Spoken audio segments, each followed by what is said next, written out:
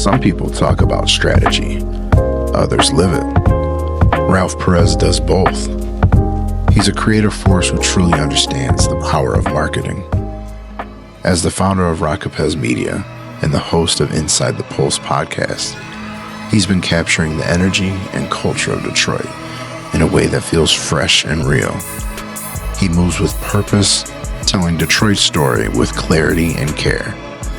What he creates doesn't follow the moment, it defines it. Ralph knows how to elevate people, stories, and brands that matter. And he showed up for this episode ready to drop gems. So let's drop into this conversation and continue handing out the Motor City crowns. Well, Ralph, thank you for coming on today. I really appreciate it. I came across your Instagram page a couple of months ago now, and I've noticed that you had a media agency, a marketing media agency. It was Ralph Perez Media, correct? Right. And you, with this whole agency, you're able to market yourself, certain kinds of like tips to help other people with those, with marketing and such. Tell me a bit about the education to get into that field. So my background, just a quick snapshot. I went to Michigan State University and graduated from the Eli Broad College of Business. So I have skill like training in marketing, but I genuinely believe that marketing is like an intuitive gift that not everybody gets, and not everybody has the ability to kind of see things before other people or see things in a way that most people can't. Because I feel like marketing to the core is kind of like you have to learn how to translate things, you know? So if somebody is trying to convey a message or trying to convey the mission of a brand, most times people in their core, they know what it is, what they want to say and why they're doing what they're doing, but not everybody knows how to communicate that, because there's so many different types of people that exist and so many different ways of people receiving that information, that I think that a marketer by definition is a study of consumer behavior. So you're analyzing consumers constantly. So it's not like people mix it up with like advertising, you know, and promotion. Like really marketing is like, that's a science, you know, like you're really studying people, you're studying data. But when you tie that into somebody that's also a creative, you're able to understand how to utilize that data to get the objective accomplished that you're trying to achieve. So were you studying like data analytics in Michigan State? Yeah. So there was, economics class, engineering classes, like very technical shit. And at the time you're thinking to yourself, you're like, why am I learning about all this like math and shit, you know? But over time you start to understand that it is literally like a science. Like if you know information about a specific demographic, that information is going to help you with, you know, strategizing and planning and road mapping what it is that you're trying to achieve. And I really think that it takes a while to get to that point. Because if you jump into it with the mindset and idea that marketing is just posting pictures and videos on social media, you quickly realize that you're humbled to realize that it's not just that, because there's so much media and content being poured into the world today that it's like you have to know how to strategically and creatively get your content in front of the people that you want it to be in front of. All right. While at college, since you weren't really specifically studying to become like a marketing guru, were there moments that influenced the professional outlook you have now?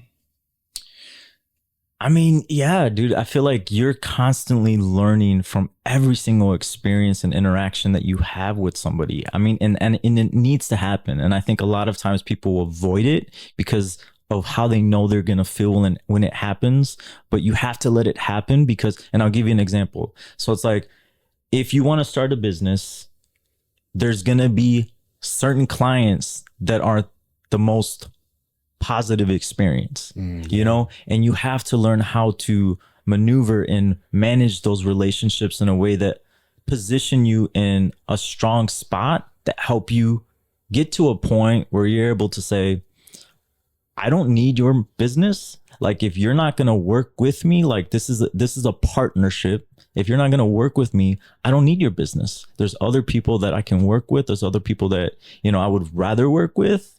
So it's like, I think that over time you start to learn how to be not just a marketer, but a business person, a strategist, a communicator, like so many different skill sets in order to become a successful entrepreneur.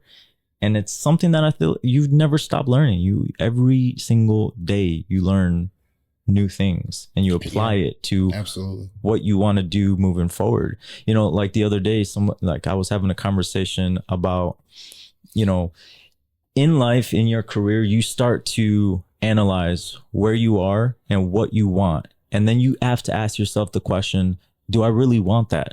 You know, so at one point in my career, I was like, do I really want a 100-person media agency where I have to manage 100 people? And at the time, I'm like, no, I don't want that. That sounds like so not for me. But over time, things happen where you start to realize like, it's not just what I want. It's almost like what you're called to do. And it's like when you start to realize those opportunities present itself, you start to get information in ways that you don't fully understand at the time, but it helps you see things clear on how you would achieve that objective, you know? So it's like now I'm at a point where I am like revisiting that idea of like 100+ person media agency. And I'm like, it's not so much the number, but it's like what you're able to achieve with 100 individuals of talent. You know what I'm saying? The work isn't all on you. It's not all on you, but it's a different type of work, because like what I'm realizing in this point in my career, it's that I'm able to achieve more by working with more people. So it's like if you have 100 people in the room that understand your workflow, that understand your process, that understand how you think, you can talk to them and be like, hey, so you know that brand that we're, you know, trying to do this or whatever, like, what do you think we did this? And then they come back at you with ideas and you're like, let's do that. Let's try that. But you're not, you're not manually having to execute the task. So you're able to do, it's almost like as if you had an extra $100,000 in ad spend for advertising for Facebook. And you're like, oh shit, now I can figure shit out. I can see like what demographic, what cities, what types of people, what interests, I can find out more. So it's with more resources, you can do more, you know? You definitely have a lot of knowledge with everything that you were getting at during your college days. Were you able to get some of that real world experience, or was it not really put in at that point? That's a good question. And it's interesting that you asked that, because I've been thinking about that scenario a lot recently. And you really don't get a lot of real world experience. I'm right now working on a mentorship program, specifically for college students. And it's because you get real life experience. You get to work with real brands. You get to be in the studio. You get to be in the conversations. And that's not something that you get with a traditional education format. You know, I think that for me, I was in a fraternity. I joined a fraternity when I was probably a sophomore or junior in college, Sigma Lambda Beta. It's a Latino-based fraternity. And it's super connected to like the mixture of culture. We're, you know, part of the Firm fam with the Sigmas, you know, so it's like, it's very rooted in community and culture, but there's so many opportunities to like put on events and organize parties and do, you know, you hold positions. Like at one point I was like the president of the fraternity. So you start to learn how to like maneuver that, but then you also open your eyes to like, okay, if we want to get sponsors, who do I talk to? How do I got to talk to them? What do I got to say? You know, so you can create those opportunities for yourself in college, but they're not always like presented to you on a platter, you know? So early on, you'd already had like a leadership role within your fraternity. Yeah. I mean, I think since a young age, I've always knew that I had a different vision. I always had a different way of seeing things from people. And it's interesting because as I grew up, I almost felt like I had to suppress that. Like I can't share these ideas because they're too crazy. People are going to think I'm out there. But once you realize that that is actually your gift, then you start to tap into it more and you start to share it more. And people are like, oh, that's that's cool. I never thought about it that way. That's when you realize like, oh, that is what I can put a price tag on and sell. The uniqueness, you know? Who has had the most profound influence or impact on your life, and how has that shaped your perspective on your work? That's an easy question. My parents. Yeah, my dad came from Spain, worked his way up a company, and my mom, she put herself through college, got her bachelor's, her master's. She knew she wanted to be a teacher, and she started like, you know, as a assistant teacher and like, you know, working her way up, and then eventually she, you know, became a full-time teacher, had her own classroom and everything. So my studio's in Wayne State, like near Wayne State.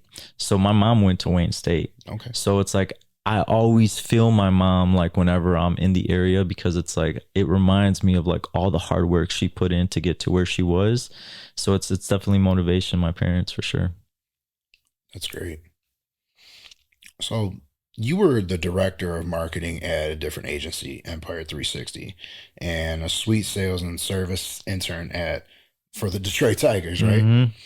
And how has these past experiences helped you figure out the best way to build relationships with clients? So when I was working with Empire 360 Media in Texas, Saul David is one of my very first clients when I started my agency. He owns a transportation logistics company as well, and very bright entrepreneurial mind.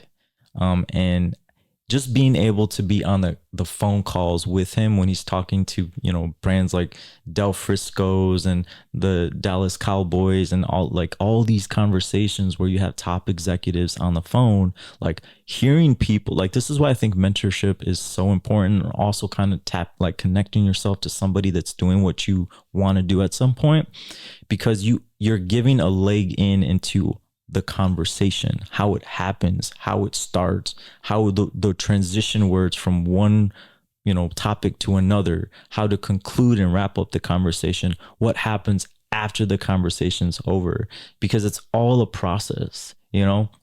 So there's been a lot of people throughout my career that I've gleaned from and learned a lot from, and taken bits and pieces from that experience with them, and kind of molded and crafted my own style and design of doing it. You were telling me a little bit ago that you're looking to start a mentorship program within your company, and you have been a part of a mentorship program before, correct? It was a multicultural mentorship program. Oh yeah, Michigan State. Yeah.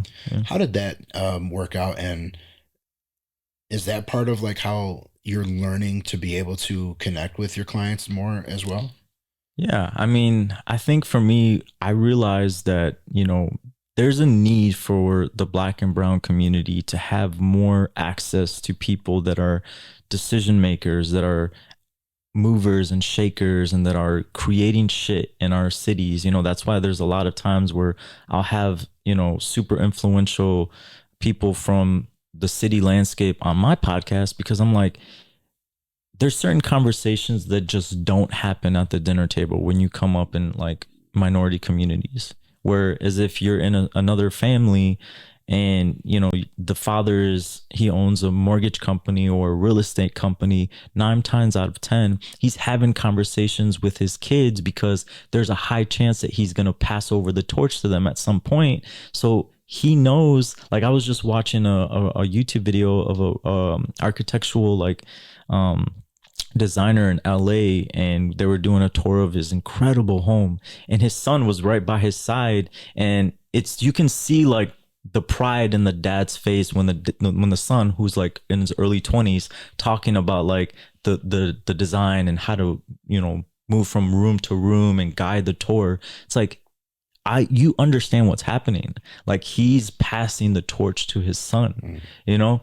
So I think that not enough of that happens in the Black and brown community. So it's like, I think it's important for people that are in a position to hold a light on people that are doing shit in our community, and pull information out of them and translate it in a way that our community is going to understand. So an example, it's like I recently had a successful real estate investment agency owner. Her name is Kane, and we were talking about deep diving into real estate investment, and the amount of gold that she was sharing. I was like, this is what I want for our youth to hear. Yes. Because once you start planting the seeds on like how to do it, what steps to take, where to go, where are the resources, what questions to ask, it opens up the landscape of what is possible in that young child's mind.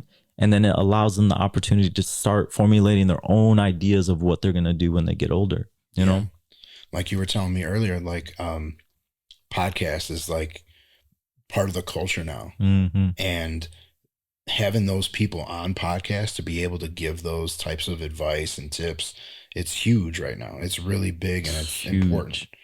There's so much information out there, and it's great that you can get mentorship programs and be able to like maybe match somebody up with somebody else and be able to fit their need. Yesterday I was talking to Joe Riley. He was on the podcast and he was like, man, it was so funny. Like I linked up with Kashish, who's an artist, Joe Casino. And he was like, I was also with Oshun and we were walking to Mocad and we stopped. We were by your studio and we realized we were all on the podcast.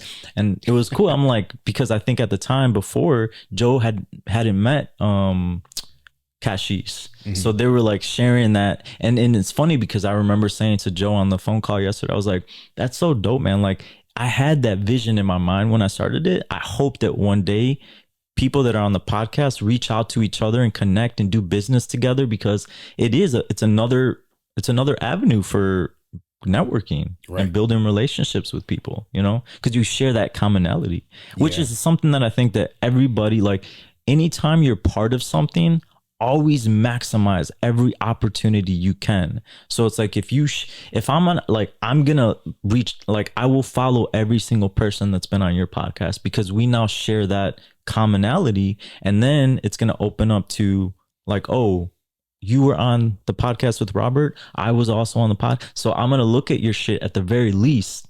And if I don't fuck with it, it's fine. You don't have, not everybody's gonna fuck with your shit, but there's a chance that they might be like, oh, I fuck with your shit, so I'm gonna follow you. Exactly. You know, so then later on down the line, we were talking about planting seeds all the time. When you're constantly planting seeds, you don't know which one is going to sprout, because one of your other guests may see my stuff and be like, oh, well, he's offering this. My buddy's looking for that certain, like, you know what I'm saying? So it's like, throw your pride away and just focus on building relationships and connecting with people, and awesome shit's going to happen. Yeah, it really does. Looking back, were there any like aha moments in your career that really reminded you of why you're so passionate about marketing and media? I would say it's just always constantly a aha moment, you know, because I think for me, it's like every day, man, my ideas are running through my mind 24/7, and I have a whole list of just things that I want to get to, but it's like, I feel like God connects, it's like a puzzle. Like God starts to give you pieces of the puzzle over time, and then you're starting to able to see like the full picture, you know? And it's like you're not ready for that piece until he knows you're ready for it. So it's like every day you're like, oh shit, that's dope. Like you start to connect the dots and you're like, I get why that video popped up on my YouTube recommendation, because now you're like, I'm connecting those pieces, you know? So it's, every day is a ha-ha moment. Looking ahead, how do you plan to use what you've learned in the past to drive growth and innovation? That's an interesting question. I think you're constantly applying. It's like almost going to the gym and like being able to lift weights, but you can't go to that next like heavyweight until you've picked up all those other ones. But it's like your perspective on how you do it, it's different because you're more mindful of your muscles, how all the muscles and tendons are connected, like how your posture, like how your bones, you start to think deeper about how everything works, you know? So it's like everything that I've learned throughout my career, has to do with why I'm so effective at my craft, because I'm able to see things from so many different lenses. You know what I'm saying? Like, it really does allow you to get like an in-depth perspective that if you're starting, the realities you just can't, because you don't have that experience. Yeah. You know, it's like almost being like an attorney going into a courtroom. You've been in so many different scenarios that you kind of know what to expect. Yeah. You know what to say, you know who to look at, you know what not to say, you know what moments when something happens, like you start like got all that practice. You even get to look into the jury, and like I can tell, like you can start to profile people, you know? So it's a developed skill set for sure. So let's talk about your marketing agency, Ralph Perez Media. You were just telling me when we walked in here and telling JG that you started in 2016. Is that right? That's right. What made you start that agency? Inequality in the workplace. You know, so I was working at I was an intern at the Detroit Tigers, and I'm the type of person that I'm like, I'm just going to do it, and I'm not going to ask, you know, for permission. I'm just going to do it. And but by that, I mean like just asking, like going after opportunity. So when I was an intern at the Tigers, we all have like this little cubicle and we all sit at our little desk, and 90% of the day you're just sitting there doing nothing, waiting for somebody to come to you and say, hey, go get coffee, or hey, go do this. So every opportunity I had, I would ask my supervisor, I would say, hey, can I go see if anybody else needs help? She's like, yeah, sure. So I would go to the marketing department. I would go to the public relations department. I would go to the sponsorship department, and I would start developing relationships with the directors of these departments, the vice presidents of these departments. I even connected with Willie Horton, one of the his numbers on the wall at the ballpark. Sat down in his office, had a great conversation with him. So much so that it inspired me. I created a piece for him. Oh, wow. Brought it to him. He got so inspired. He signed a book and gave it to me and invited me to his house. He was like, amazing. Yeah, dude. And it was awesome because like his basement is a museum of Detroit Tiger history. He has like the original replica of the Tiger Stadium in his basement. And it was just so cool, man, because I'm like, if you don't take that initiative to go, like, again, drop your pride, drop your ego, just go into it with positivity and willingness and wanting to help. So I would meet all these people. Sam Abrams was another one. He was the director of, I believe, community relations. And he was like, Ralph, you have something special, man. You just need to start your own business. And when he said that, it was like a light bulb went off in my head. I was like, what? So I was like, I started doing research. I'm like, what does that mean? How do you do that? Who do you go? Where do you go? So all these questions started popping up. And then eventually, I found an accountant. He helped me register the LLC, told me, got to go get a bank account and all this stuff. So it was rooted there. Like the people that inspired me through the opportunity that they presented to me and offered me up, to let me help them. It's what really drove the opportunity for me to, like, later on, the Detroit Tigers were like one of my first clients. Yeah. Oh, wow. Yeah. When I started my business. So like I left the Tigers as an intern, and then, Sam Abrams was one of my first clients. Like his department at the Tigers was one of my first clients. Yeah. Okay. Yeah. And what did you do specifically for them? Graphic design. Okay. Yeah, stuff that they still use till today? I don't know if they still use it. It's funny. The Detroit Tigers suites department has this program where if you have a suite in the Comerica Park, they'll bring alumni Tigers to your suite to meet your guests. So as the suite's intern, you're responsible for like setting up the autograph like table and like taking them to the suites. And I just remember thinking, I'm like, you guys got them signing this like basic white paper with like a black and white photo and a little bit of text. This is fucking insulting, So I designed like a whole like sheet with like color image design, like super cool, image. At the time it was super cool. And they were like, even the players, the alumni, they're like, whoa, look at what is that? It was like modern design and shit. And they would put them at a little table, like a little fold out table. And I was like, nah. So I went to the marketing department. I was like, can I borrow a step and repeat, which is like the backdrop with the Tigers logo? I was like, can I also borrow a table throw, like the table throw to throw on it? I put like dude, I'm a consumer of content. So I've been absorbing content my whole life. So I knew how to make it look legit. So I put the table throw, I put the backdrop, I've got a Coke cup, like sponsored by Coke or Pepsi. Yeah, Pepsi. And then a little straw, had their signature, like the markers, everything. There was literally a line for them to sign, get an autograph signature. Wow. Yeah. It's like perception, you know, like it really matters. So I'm sure they used it for a while, but it's been a while since I've been there. So I'm hoping they elevated that experience for sure. Yeah, maybe. Yeah. If not, they're still relying on that. If not, they need to. What's the story behind the name Rockapez? It just came to me one day, man. Like, my name is Ralph Perez, and I wanted to mesh a word together that was like symbolic of both my names. And the word Rocky Pez just popped into my name one day.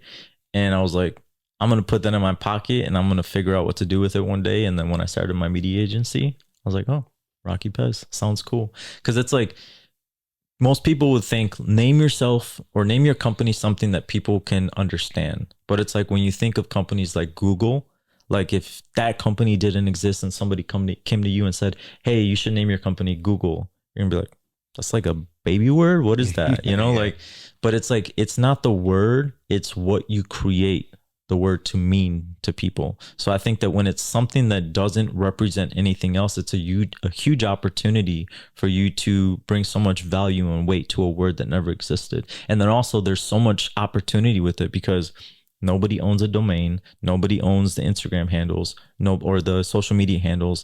Like you can take full ownership of that brand, you know, as you're building it. Yeah. You focus a lot on strategic organic content. What does that mean exactly? Strategic organic content is, so today in social media, it's changed in the sense where it's like you had to build up an audience in order to get your content seen, right? But now it's like you can create a piece of content and it can go viral and you have no followers. So it's like strategic content is focused on what are we trying to achieve and how can we do that in a way creatively to get in front of people. And it may look like something like this. You come up with a video that's 10 minutes or 10 seconds, 20 seconds, 30 seconds. Then you create a different thumbnail for each one. Then you create different copy for each one. You post it at different times. You may have 2 different social media accounts where you're posting it on different times on different channels. So you're being strategic about the strategy of your content. You're not just creating just to create. It's like you're using it as a tool to figure out how to get your message in front of the people that, you know, I said this the other day. I was like, people are so worried to post because they're worried about the people that follow them, that what they're going to say or whether they're not going to like it. And I'm like, if you have 100 people that fuck with you and there are your supporters, that are your consumers, that buy your shit, like you're good, especially in like my type of work where it's like, it's a high tickets product, you know? So it's like, if I have 100 people only that fuck with me, I'm good. I don't need to be creating for 100 million people that maybe just don't get what I'm doing. But the reality is that like, if you're effective at what you're doing, there's a high probability that a large group of people are going to connect to what you're saying. But strategic organic content is just so much focused on like, what do we create to get in front of those 100 people? You know? How do you figure out what really resonates with your audience? I think in part of it has to do with intuition. Like like going back to what I said earlier in the conversation, you have to have an ability to see things and understand things in a way that like, you know, other people will just not get right away. Because have you ever had the situation happen where you're creating something and then somebody's like, oh, I see what you're doing. You know, it's because like, it's like you have a vision, you know what you're trying to achieve. It's almost like an artist painting on a canvas. It's like they have a vision for a canvas that you don't get, you may not understand it, but once it's done and they pull off that final like dip of paint, it's like, oh shit, Just that's snaps fire. and everyone Yeah. else can. Okay, Everything I get it, connects, yeah. you know? So I think that, you know, when you're thinking about the strategy or what you're doing or what you're putting out into the world, it's so important to really focus on like, what's the objective I'm trying to achieve? And how can I do this differently in a way that hasn't been done? And it's not so much of like trying to be different, like I'm trying to be different. No, it's just you are trying to get attention. And the only way, like when artists make a video, there's a reason they make a video, because there's visuals that captivate people. There's visuals that are going to get people motivated to want to share that with their friends or send a video link to their homie or whatever. It's all strategy. Nothing is by accident. Life is art. Yeah. You know, but it's just being purposeful with it. Yeah. When it comes to video production within your company, how do you approach that, and how does it help your clients' marketing goals? That's a good question. Like today, I give so much credit to people that pull out their phone and take, you know, video of their own content. If you can do it, that's awesome. But it is a refined craft. Audio matters, picture matters, dialogue matters, frames matter, B-roll, like all these things matter, because it's like we've have over time this trained mind by going to the movies, by listening to radio. We know what the picture's supposed to sound like. We know what it's supposed to sound like, look like. We know what the quality of the actor is supposed to be like. So if there's any, like if you're a 3-year-old, you can tell if something's amateur just because you've been trained, your eyes have been trained. So it's like there's so much thought that goes into production that not enough people know about, which is something that I've been thinking. But here's the thing, I don't think that people care. I think that people want the final product, but it's like, if you are not interested in law, 9 times out of 10, you're not going to watch a podcast where all they do is talk about law. But when you need it, you're going to be like, I want the best. Yeah. You know? So it's like, I don't think people care about the technical, but I think that talking about it in subtle ways, like I'll do like little micro videos of like how the batteries, like how we store batteries. So that way it's like, just have like, if you have a 3-camera setup, like power to those cameras is one thing, you know, power to the lighting sources. Do you have a backlight? Do you have a key light? Do you have, you know, all these different things, because they matter. They really tell the story in a way that like just picking up your phone cannot. And the truth is, it's like, would you spend $50 to $70 depending on your family size to go watch a movie that was filmed on a camera on your phone? Probably not. Yeah. You know, you want that full blown experience. People want more for less. It's never going to flip around and less for more, you know? What does success look like for Rockapez Media? And how are you working towards it? I think success for Rocky Pez Media is constant evolution, like allowing the agency to become what it needs to become at that time.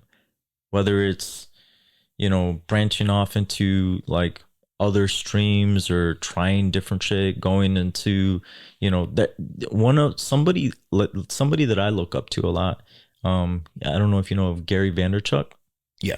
So he's somebody that started a media agency, but then what I really liked that he did was he branched off into so many different legs. He now owns a sports talent management company. He now owns an influencer talent management company. He now owns like so many different types of companies, because going back to, you know, one of the questions from earlier, as things start to come to light, you start to see all the different types of opportunity and utilize the skill sets that you have to figure out how to maximize on all of those opportunities. So it's like with the mentorship program, there's been so many times people reach out and say, hey, I just want like 30 minutes of your time.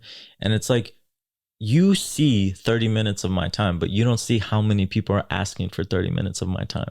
So it's like, it's not sustainable to talk to people for 30 minutes throughout the day for like maybe 10 people. It's not like it's not sustainable because time is a resource, you know?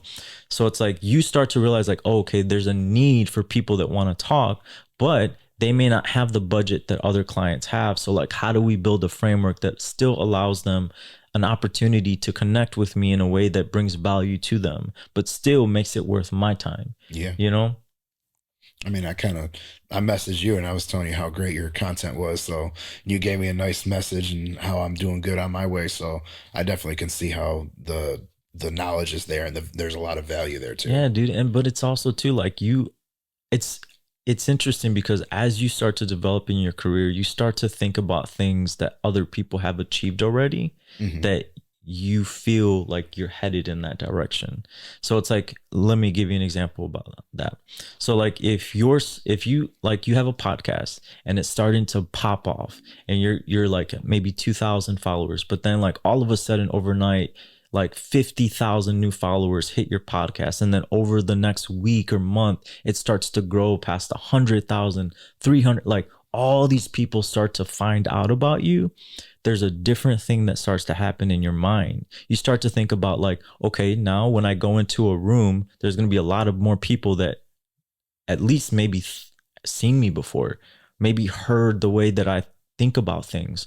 So there's going to be more hyper focus on like, your body posture, what you're saying, if you're like, well, your facial expressions, like think about somebody that is in the spotlight, like a recording artist.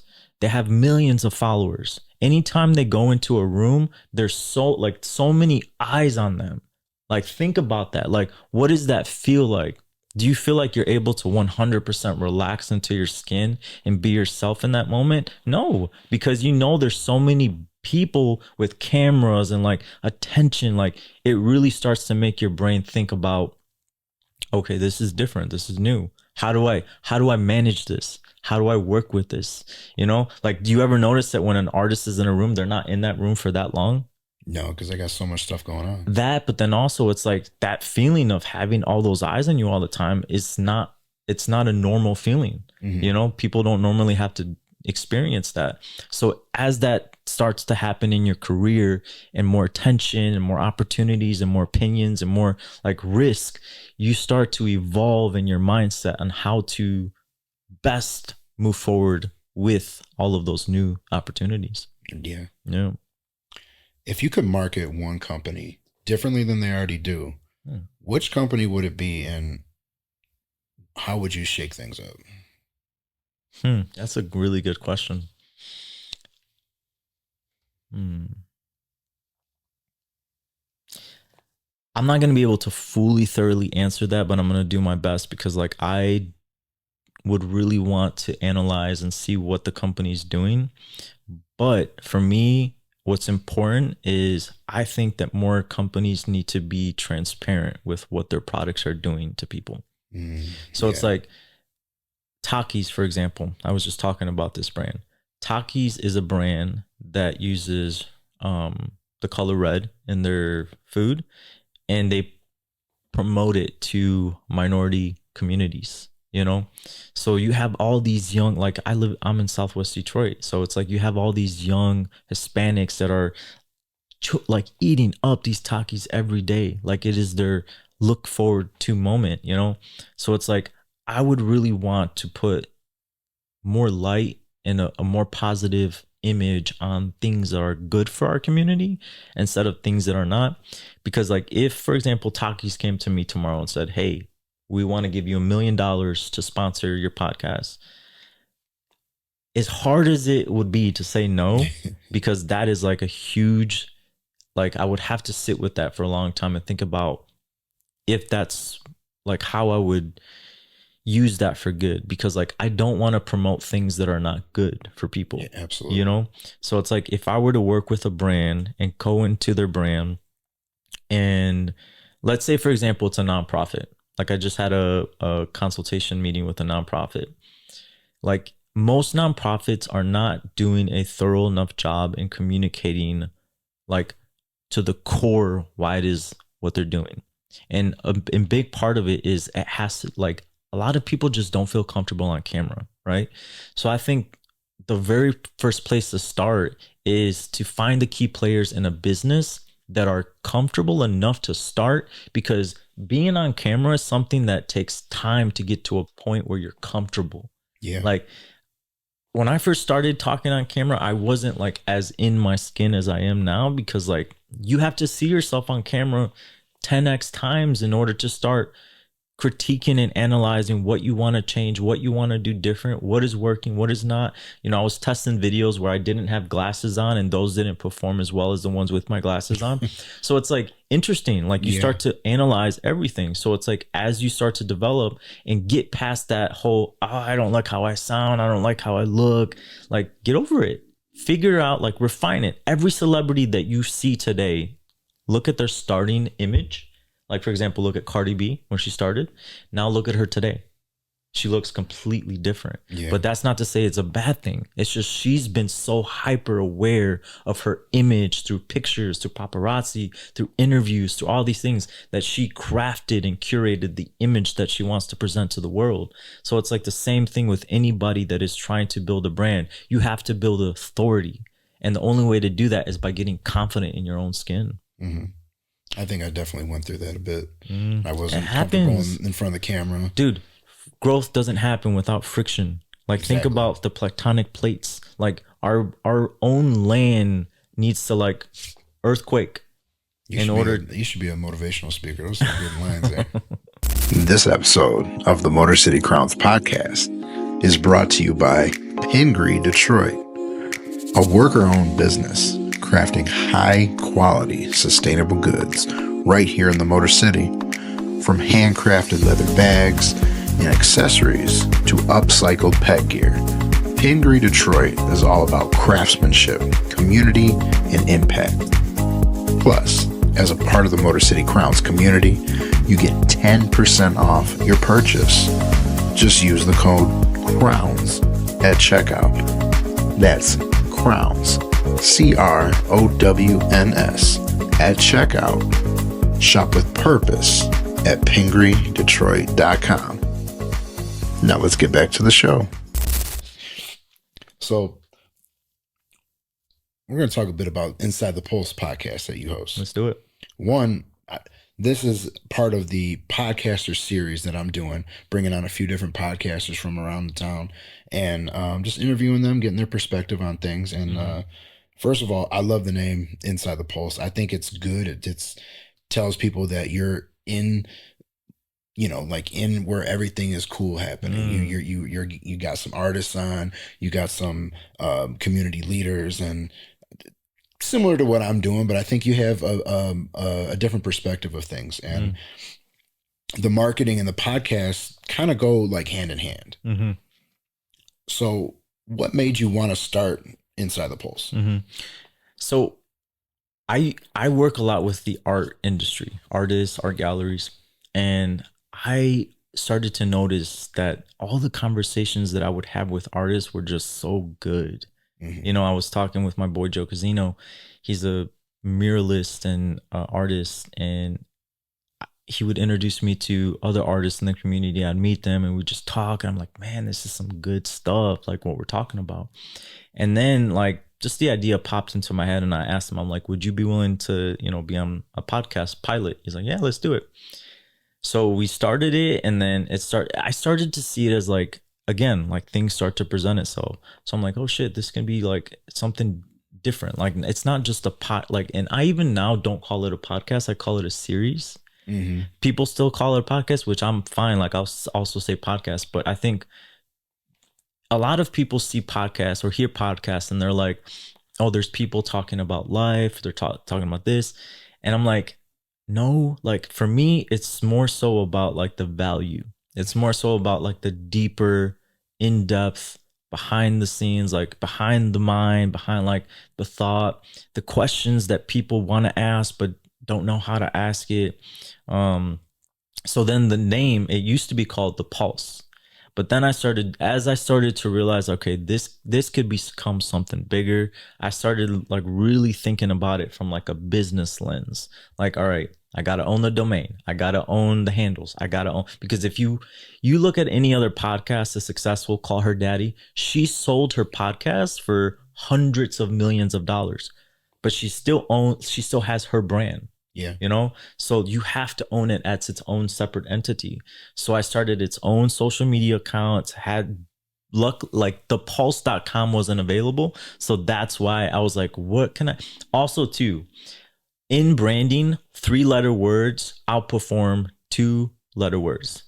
So like you look at like the North Face, like all these brands that have 3-letter words, there's something that has to do with like the psychology of the human mind with like equilibrium, right? So it's like I was like, all right, let me figure out a way to make this into a 3-letter word. So I was like, all right, the pulse, but I want to keep the pulse, but I'm like the inside, like, so I played, and then also I went to ChatGPT. I'm like, I want 3-letter word, but I want it connected to the pulse, and then inside the pulse popped up, and I was like, that's good because you're going inside the pulse of Detroit, you know. So it's like when that started to happen, I started to look at it more as like, there's so many different value that comes from the podcast, because it's like you get clients from the podcast because people find out about it. We also started offering at our agency as a service, like producing other brands podcasts. But it's to the core, the conversations are not they're not for me. They're for the people, you know? So it's like, it's still work. Like you're not being paid a salary to produce a series. Like any new pilot that starts, there's investors that, you know, put money into it, but there's no guarantee. Like a movie, there's investors that put money into the movie, but there's no guarantee that it's going to get picked up and it's going to go box office. Absolutely. You know, there's a chance, but there's no guarantee. So it's like, that's why the everybody that's involved, the talent, the director, all of it matters, because the effectiveness or the outcome of what's going to happen is so focused and leaning on that, you know? So with the podcast, I started thinking about it as how I said earlier, picking up your business. Like say you have an incredible coffee shop or incredible bakery, but it's like out in the middle of nowhere, right? It's almost like picking it up and putting it on the most busiest street in the city or in the state. Because what's happening then is you're getting attention from so many different lanes. If you're starting a podcast and you own a real estate company or a mortgage or whatever, going into it with the mindset of like, I want to have real estate agents, I want to have title companies, I want to have this, is not the right way to do it. You have to have conversations about things that people, not just people that are trying to buy houses, people are interested in listening to. So for example, if you're a mortgage company owner and you start a podcast, like try to get the mayor of the cities that you want to sell houses in. Try to pay attention to who your clients are, or like who, like say for example, you're a real estate agent and you're trying to get houses sold to luxurious, like luxury houses. So who are those potential type of clients? Okay, maybe athletes. Obviously, if you're going to try to get to the athletes, you want to get to the attention of the partners as well. What are they paying attention to? Is one of the wife a big fan of the Lip Bar in Detroit? All right, maybe have the founder of the Lip Bar on your platform. Then she's going to show up on that person's platform. They might click on the link, and then her husband might be like, "Oh, they're in our area." You know what I'm saying? So there's so many different ways to get to the objective that you're trying to achieve. You just have to be creative with how you do it. Absolutely. What's your prep process like before you get to an interview, before you like do the interview? So I like to have a conversation over Google Meet with everybody before they, we book them, just so that I get a sense, because even before that, I think that I have a whole list of topics of things that I want to talk about. Because going back to strategy, it's like, what are the things that are trending? Like you can go to Google Trends, you can go to Twitter and find trending hashtags. You can go to YouTube and find trending videos, meaning which videos are getting the most search. So then find the keywords, go to ChatGPT and pull in some of those links and be like, all right, tell me, why is this video trending? What are the things that are talking about? For example, I saw a podcast the other day with Jay Shetty, and he had this other podcaster on that has a series called Telepathy, and she was talking about how she interviews parents that have nonverbal kids that can read the parents' minds. What? Like she documented it. She was like, I would put the parent in a room, I would show them pictures, and then the child who's nonverbal would go in the other room. They would give them a keypad and say, what is your mom looking at? And they would type out a balloon. And there was a picture of a balloon. Like real cool shit. So it's like, obviously shit like that, like his eyes just went, what? So it's like shit like that is going to be interesting to people. So someone like Jay Shetty, and I'm sure his team probably saw it like, all right, let's get this woman on our podcast because this is going to be something that's going to help bring attention to our podcast. Yeah. So it's the same thing. It's like you're always looking for what is currently, I don't even think we should say trending anymore. It's like where, like what are people paying attention to? Because then you're able to make sense to you. For example, if when the Lions were, you know, the talk of the town, if you own a marketing agency, you can be like, all right, let's figure out a way to talk about the Lions. All right, let's talk about sports culture. Let's talk about why fandom exists. Let's talk about how it gets to a point where you have a 40-something-year-old man having a logo of your brand on their truck. You know what I'm saying? Like there's a whole psychological approach to that. And I think that a lot of times people are very interested in that kind of stuff because when it's happening to you, you may not understand why it's happening or how it's happening. But when you have somebody translate it in a way that you understand it, it's interesting. Right. You know? Before you get to your interviews, do you get nervous? I used to. I used to get nervous because I would be overthinking everything.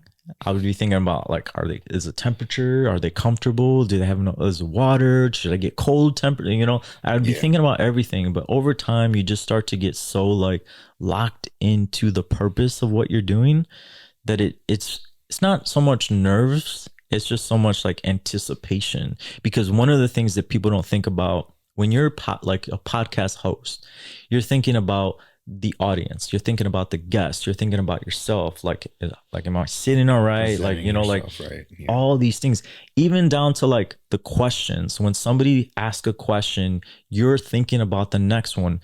So recently I've been paying attention. I've been asking ChatGPT to help me with a new format because I don't like spending too much time looking at the question because I feel like it's disrespectful to the guest when my eyes are down here and they're opening up, you know, to me.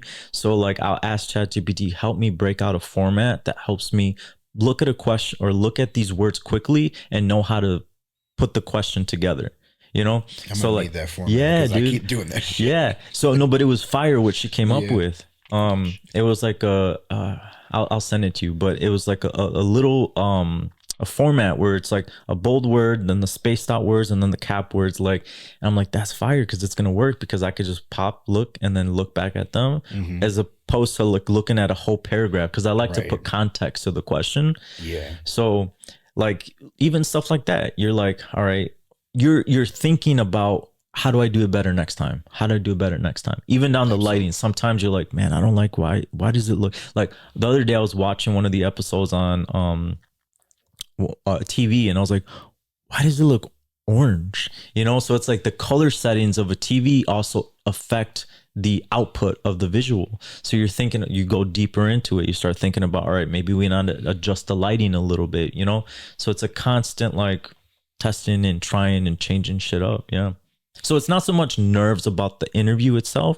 It's anticipation about everything that's going on. Everything. Like, how do I make this better and better and better? Because people expect it. People over time start to expect it. They're like a certain quality, a certain level of production. Yeah. Because they notice it and they pick it up. Like my buddy Saul, he called me he texted me the other day. And he was like, man, I spent the last 25 minutes scrolling through your Instagram, watching the clips of your podcast. And he's like, I got to say, man, like, you're really like, you're killing it. And I'm like, I appreciate that because like in the moment, like growth is happening, you don't notice it happening. No, you're in a way for you're like, this is going so slow, you know, like you're like, I want to speed this up because I know what I'm trying to achieve. But it's like, evolution cannot happen without time. You know, it's Yeah. like no matter how fast you try to speed shit up, like you have to allow the time to happen, you know? So I think that as you're doing things, like going back to what we said off camera, like planting seeds, it's like you're always looking to do so. Like there's this thing that I put up on my in my office. It reads, "Don't wait, do it now." And I'm like seeing those words every day, like because when you have an idea, you're like, I'll get to it later. I'll do it next week. I'll do it next month. Next month, 2 months pass, and you're like, oh shit, I didn't do it. So it's like now it's just don't wait, do it now. You know? Is there any interviews that really stick with you? In what way? Maybe the conversation is like has a lot of good knowledge that you're holding on to later on. You know, I get excited in the moment. I forget a lot of the conversations because I feel like we're filming a new episode every week, that I forget the conversations. But when I see the draft before it goes live, I'm almost watching it as if I'm consuming the content. Yeah. And I'm like, that's fire. You know, like Yeah, what she absolutely. said or what he said. I'm like, that's good. So I get excited because I'm like, that's going to be cool. Because for one, my marketing mind goes on. I'm like, let's use that clip for the promotion. But then two, I'm like, that's so cool that some young, you know, college guy or, you know, kid from the community is going to see that and be like, oh, I didn't know that. That's cool. You know, I'm going to save that, you know, bookmark that, you know? So yeah.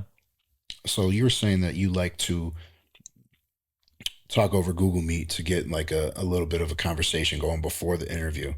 When you get to the interview, are you writing out questions like I have, or are you just flowing with the conversation? Because sometimes I've seen that where you're flowing with the conversation. Are you thinking of questions? Like, because I don't see a cue card in your hand or anything. Are you like reciting them the night before? No, I have an iPad. Oh, okay. Yeah, Okay. but I just keep it below the seat. Maybe I've never seen that. Yeah. So I have iPad, but I send the guest a list of tentative questions. Okay. And then based on their response, I might ask another question. You know what I'm saying? Because I feel like I try to keep the conversation as flowy and as just natural as possible, because it also affects the comfortable level of the guest, because the guest is kind of like, they forget they're on camera. There's this thing that happens in media where I call it the light effect. As soon as the lights go on, there's like this, like, you know, Yeah, like I was, yeah, dude, I was filming with the client. We were filming client content a couple weeks back for a brand, and she was like, I don't understand why I'm so like nervous. Like I talk about this all the time. Like I'm like, it's the light effect, you know, it's a real thing. I think that you have to get to a point of doing it so frequently that you forget that it's on. But when you have somebody that's like talking to you, and I'm sure you guys hear this all the time, most people want to have a conversation on camera looking at someone. They don't want to look at a camera because it feels unnatural and uncomfortable for them. So it's like, that's why going back to like the cue read, I'm like, I don't want to disconnect from that connection, because then I know what's going to happen with the guests. It's they're going to remember they're on camera, and then they're going to stiff up and they're going to get nervous. So it's like it's that. I think it's being purposeful with like the environment, you know. How do you choose the people that come on your podcast? The people that say yes.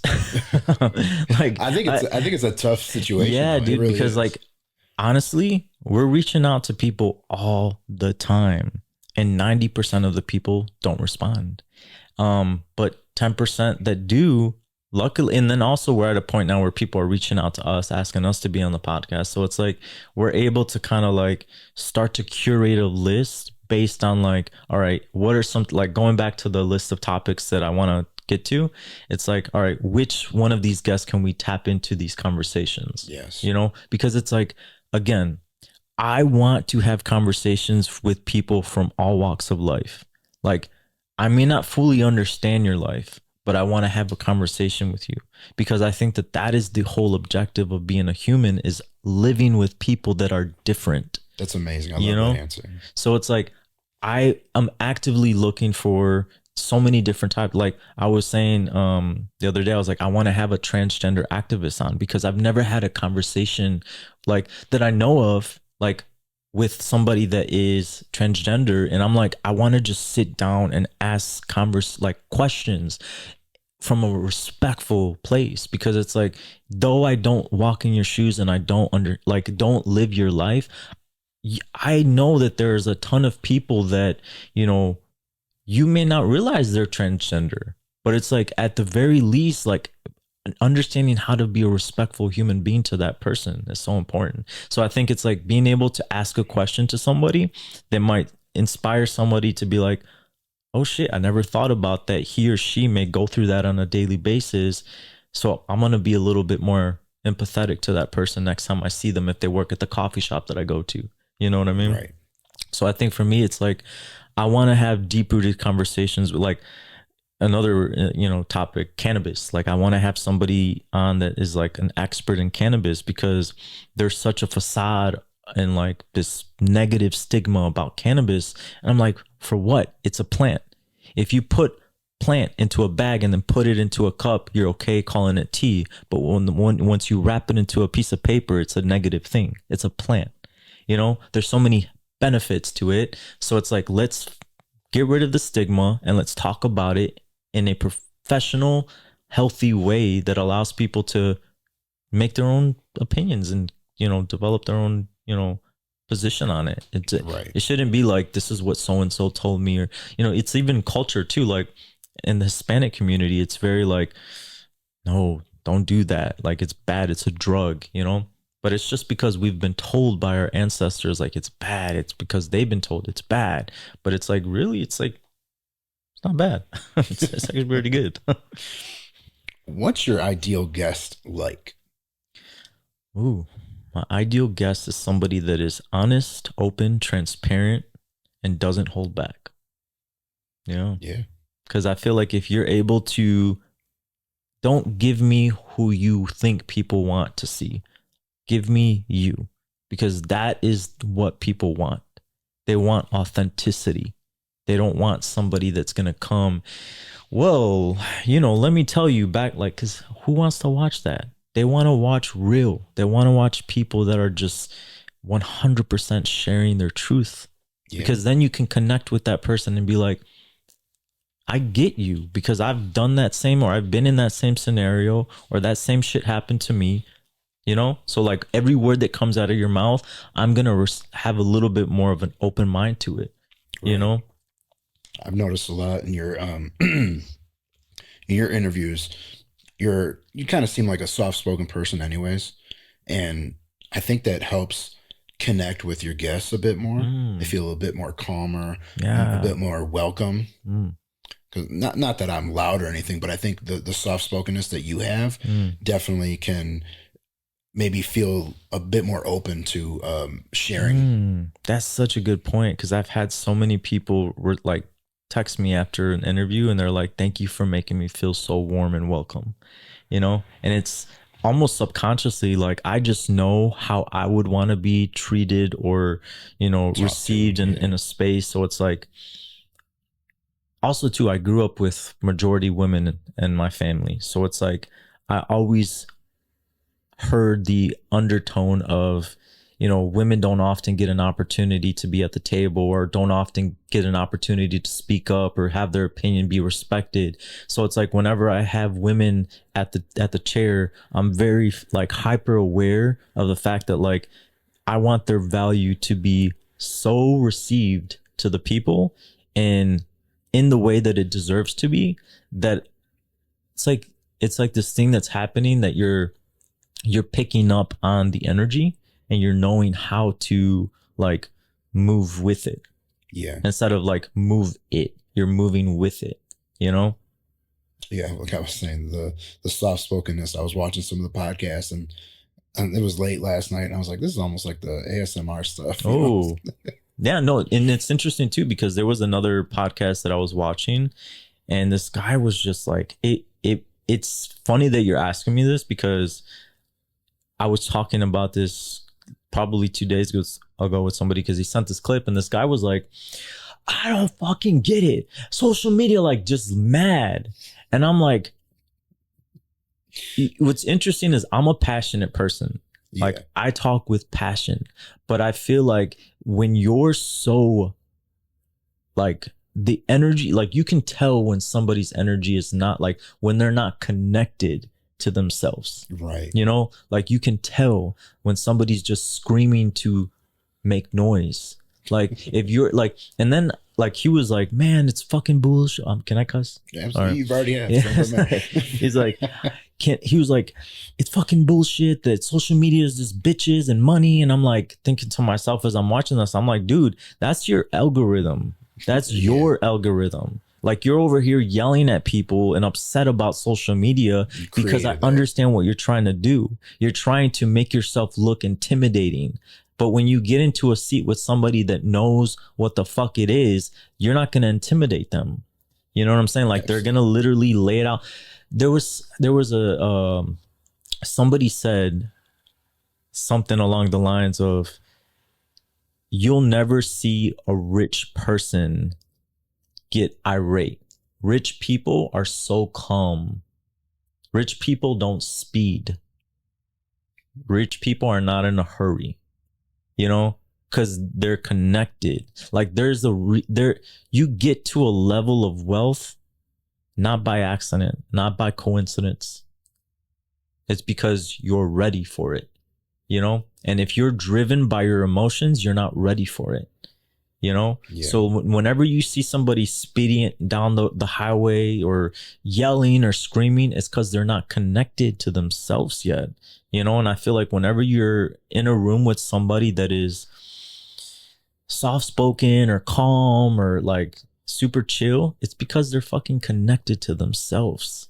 Like they've experienced some shit. Like after my mom had passed in 2022, she had passed from stage 4 pancreatic cancer, and experiencing that firsthand, because like she was going back and forth, like during treatment, she would stay 1 week at my sister's house, 1 week at my house. So like experiencing one of the most important people in your life go through that, it changes you.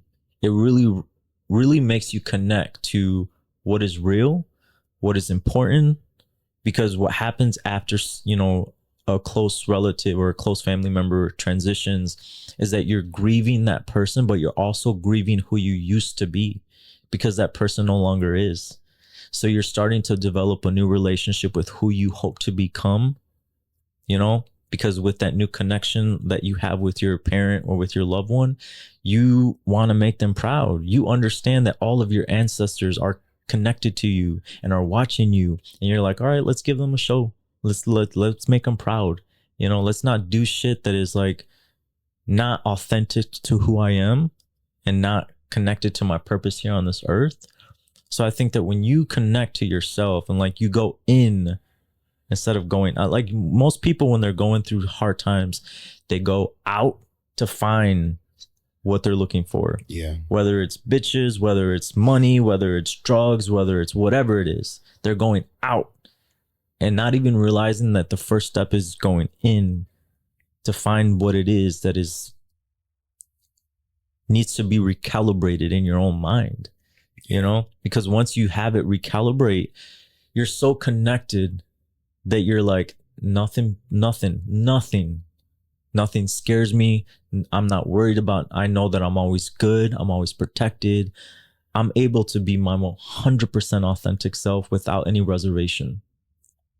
First of all, I want to say thank you for sharing that with me, because it's not something easy for people to come out and say.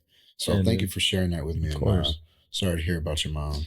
I know that's a tough thing going through cancer. Yeah, no, dude. And I think, you know, I will say this. I don't want to give any light to something that I think is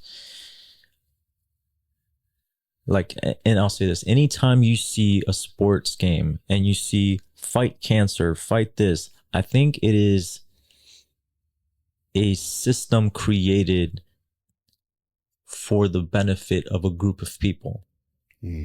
Yeah. You like, there's people that are benefiting from this illness. You got to be shitting me if you think that there's not a cure, or if you think that there's not a way to avoid that. There is. It's just people don't talk about it enough, you know? And I feel like anytime I talk, like her journey was not like, It was not for me to experience to be angry. It was for me to experience to be able to change the narrative of, because there's so many people are afraid. Like, what is the biggest fear of humans today? Die. But it's like, why don't we change that narrative? It's not death, it's transition, because we came from somewhere, we're experiencing something, we're gonna experience something else. It's nothing to be afraid of.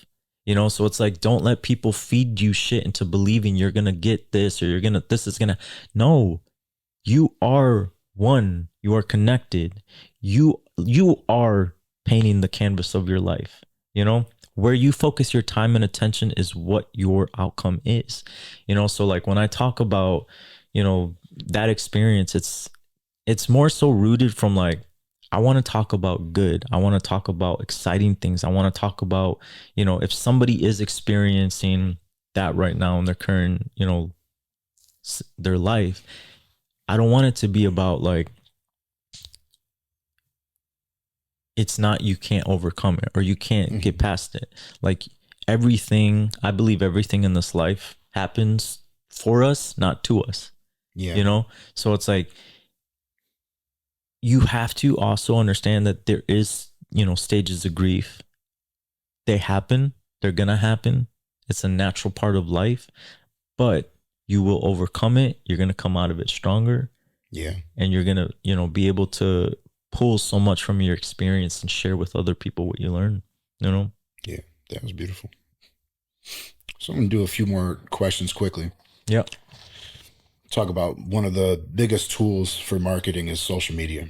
And you have a lot of content on YouTube, Instagram, TikTok, and I think it's very well done. I've told you that before, and I've looked at it again. I was like, man, I gotta get those tips. I gotta learn how to do some of this stuff. In one of your TikTok videos, you mentioned the 50-50 strategy. Yeah. Could you break that down and explain how it helps businesses connect with people? 100%. So the 50-50 strategy is 50% of your content should be about your product or service, and then 50% of your content should have nothing to do with your product or service.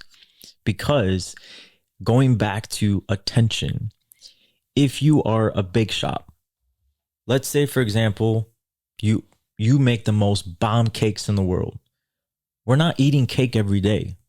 We're not eating cake every month. If anything, we eat cake on occasion, birthdays, holidays, celebrations, right? But doesn't mean that you can't be in front of your audience's eyes all the time. Right. You know, like going back to the podcast, when you have people on a podcast, it's like, you don't only want to talk about what your target audience wants to hear. You want to talk about things that everybody wants to hear about. Because if you are a cake shop and you're talking about rap, let's say, for example, you have a some sort of cool collaboration with a local rap artist, right? Let's say this, you do cake where you can do custom shapes of like cake, right? So then maybe you work with the artist and then you create the background of their next video, and it looks like they're in this bakery with like, you know, wheels made out of cake, and then they're biting into the cake in the video, and then you talk to them, you have them on your podcast, and you're like, yeah, let's talk about that. Let's talk about that song. It was such a privilege being able to make that for you for your video. You know, like there's so many different ways to tie in attention and bring in attention from people by not just talking about your product or service, but finding a clever and unique way of bringing it in. So it's like whenever I have someone on my podcast, I'm talking about their industry, obviously, their, you know, perspective, but then I always tie in some way marketing and branding.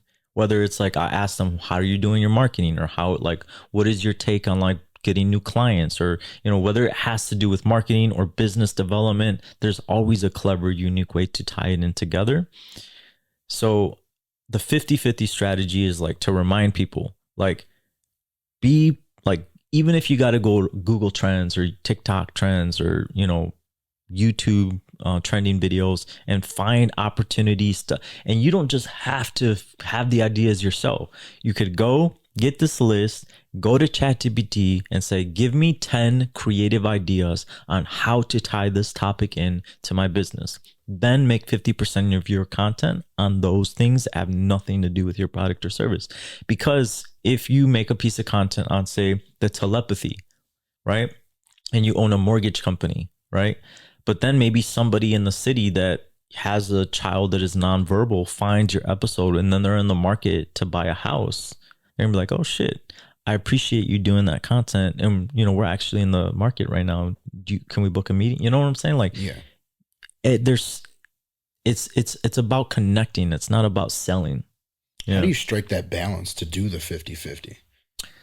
I think it's just doing it, Okay. I think it's like you just going kind of back fit it in there. yeah, like I think it's first I use ChatGPT. Like it's so, and that's why I started this series called ChatGPT Prompts with Ralph, because I'm like, a lot of times people don't like. The other day I was driving around and I was like, what's really cool is that you can go to ChatGPT, and if you're a marketing person, you could be like, all right, I want to formulate this piece of copy for this specific demographic, right?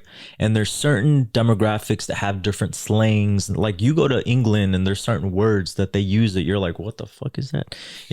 So you're like, I want you to formulate this copy for somebody that lives in England. And then it's going to spit out the slang, everything. So it's going to hit with them different than it would with us here in the United States, because we don't have the same slang, but you're thinking about that market. So you're like, all right, I need to have even down to like a fourth grader.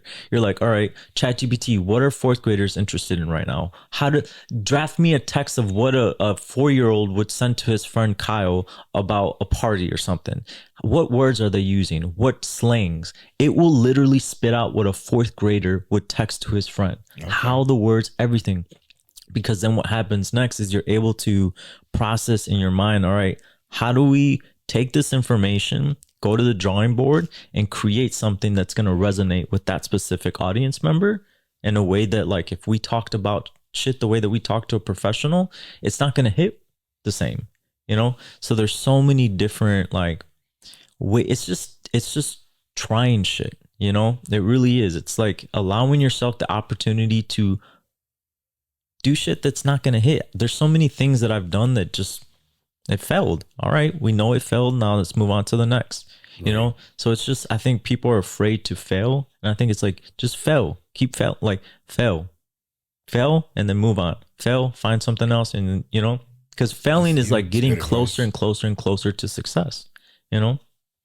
Was there a moment, whether it's Rocky Perez Media or Inside the Pulse, where content you've put on social media has made an impact that you've seen? The podcast, whenever I have, it's interesting because as of late, I start thinking about the questions in a way on topics that I know are going to hit in a way that just, it's going to spark something. Mm-hmm. So I'll give an example.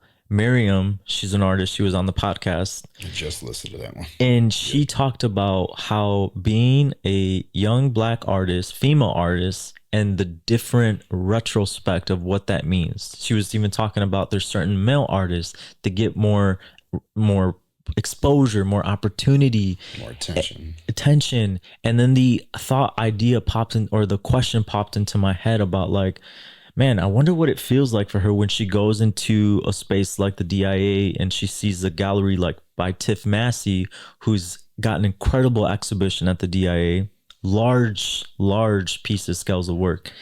And I'm like, it has to mean something, because like I know when I go in there and I see Diego Rivera's pieces on the walls, mm-hmm. It does something for me. Yeah. Being young Hispanic Latino from Detroit. So I'm like, I asked her that. I'm like, what does that do for you? What do you feel? And she just let it out. And that clip got over 11,000 views. Wow. Yeah. So this podcast is all about handing out crowns to people who have earned them. Because, nothing is given. In this city, we earn our crowns. And you, Ralph Perez, with everything that you do with teaching marketing tips and on social media, helping businesses reach new audiences, and giving amazing people a platform to talk about their craft. You, Ralph, have truly earned your crown. So congratulations. Thank you. I appreciate it. So we're going to do one more crown, which is a segment. I think I've told you about that. and we'll each name somebody that we believe has earned their crown. And so I'll name somebody first and give you a good moment to think. I don't know if you've already had somebody in mind. So the person I had in mind was somebody who's actually been mentioned on your podcast a handful of times now. Oh, okay. Which is Phil Simpson. How did I know you were going to say that? How did I know that? Well, he's a visual artist who has done a lot of murals around the city. He's famous for his Smile brand, which is a lot of smiling faces in different colors, and he's put out a coloring books for children, which I've actually bought one for my son. He's already colored in it a bit, and he has such a positive way about him, like just the way he presents himself, obviously through his art and through his social media as well. And I can see why so many people are drawn to him because of that. So I want to tell him, Phil, you've earned your crown. Congratulations. Do you have anybody in mind? Man, I would want to name everybody that's been on the podcast, you know, like I want to say Joe Gazzino is such an incredible artist, incredible muralist, an incredible human being. Oshun Williams, super talented, gifted artist, incredible pieces. And he's like, his piece is up on the side of a building. He won the Gucci Changemaker Award. Oh, wow. Incredible artist. Every artist that has been on the pod, Sabrina Nelson, she's one of the very first artists that I've had any type of interaction with when I moved back to Detroit. She's such a influential figure in the art community. Richard Lewis is such an influential artist. He has a piece at the on display for the opening of the Michigan Central train station. They use one of his pieces on like the shirts and everything. Oh, wow. Yeah, dude, everyone on the podcast. You know, my sister was on the podcast, Angela Perez. She earned her way up. She was in the marketing department at the Tigers, and then she was also with Bally Sports, and then now she's actually doing the events at the Michigan Central train station. So yeah, dude, so many people. I'm trying to think of I don't want to miss anyone. You know what's funny is I'm going back for the first time in the catalog of the list of guests. So Miriam, also, who was recently on the podcast, super talented artist. She just had her first solo exhibition. That's right. At a gallery, and it was incredible. Super gifted young artist. She's doing incredible things. Ruby Flowers, super gifted artist as well. Do you mind if I look at, because I want to give a quick shout out to everyone, because I was just looking at your list on your website about, I think you got about James Charles Morris is incredible. 20 guests too. Maybe? Dude, you know what's funny? Same. I have not, like, here's the thing. There's probably like 7 episodes that have been filmed that haven't been published yet. So like we're already, 4 or 5, like we're already thinking about like the next roster that in them, like Phil, he is the director of brand at Shinola. He's super, dude, that conversation was so good, because there's certain people that you come across in your life and you're like, oh, you get me. You get the way my brain works. And he was just super awesome to talk to. Melanie Shard, she owns a gallery in Ferndale, Michigan. Super cool space. Southwest Freddy, like his pieces are all over Southwest Detroit. Podcast, if you didn't. Dude, he's super awesome. I think he's one of the best artists there is. Yeah. Also, Ricky Hudson. She's incredibly talented. She owns Hudson's Styling Company. It's a hair salon in Corktown, Detroit. And just what she created with her space and like the environment that she created for artists to come and create masterpieces on, you know, because it's one thing, it's like when you create for people to enjoy, but then when you create for people to be able to like walk outside and feel some type of way, like confident, excited, happy, looking forward to going on that date, whatever. Like artists that do that, hairstylists and stuff, like they really are true artists, you know, because it's real live livable art. And she has such a cool space that I think more people need to know about. Amanda Koss is an incredible artist as well. Yeah, dude, so many. I would say we're actually talking we're in conversations with Phil Simpson to be on the podcast as well. So Phil is awesome. Yeah, so many incredible artists, so many incredible humans.